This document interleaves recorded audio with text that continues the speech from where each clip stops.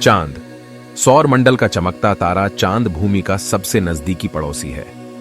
यह एक प्राकृतिक उपग्रह है जो पृथ्वी के चारों ओर घूमता है। प्रतिपूर्ति में एक पूर्ण चक्र पूरा करते हुए 27.3 दिन लगाता है।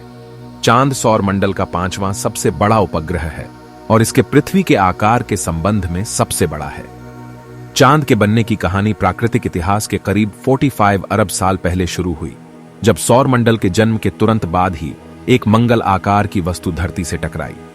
टकराव के उपशेषों से धीरे धीरे चांद बना।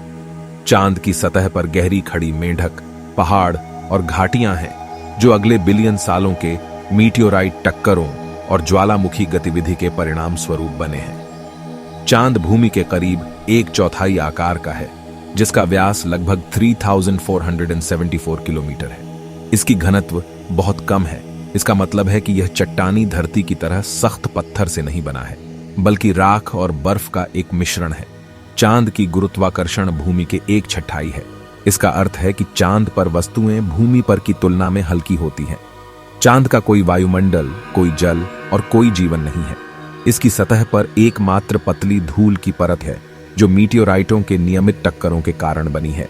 चांद पर तापमान दिन के समय और स्थान के आधार पर -173 डिग्री सेल्सियस से 127 डिग्री सी तक हो सकता है।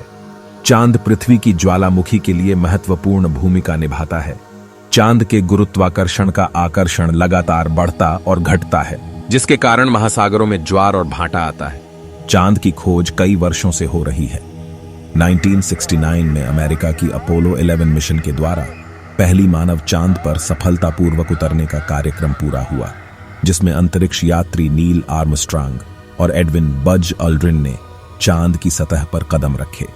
कई देश जैसे कि अमेरिका, चीन, रूस और भारत आने वाले समय में चांद के लिए अंतरिक्ष यानों को भेजने की योजना बना रहे हैं। इन मिशनों का लक्ष्य चांद की संरचना, इतिहास और संभावित संसाधनों के बारे में और अधिक जानना है। चांद सौर मंडल में एक रोमांचक विषय है जिसे सालों से अध्ययन किया गया है। चांद के पड़ोसी के रूप में हमें चांद को और भी गहराई से समझने की जरूरत है।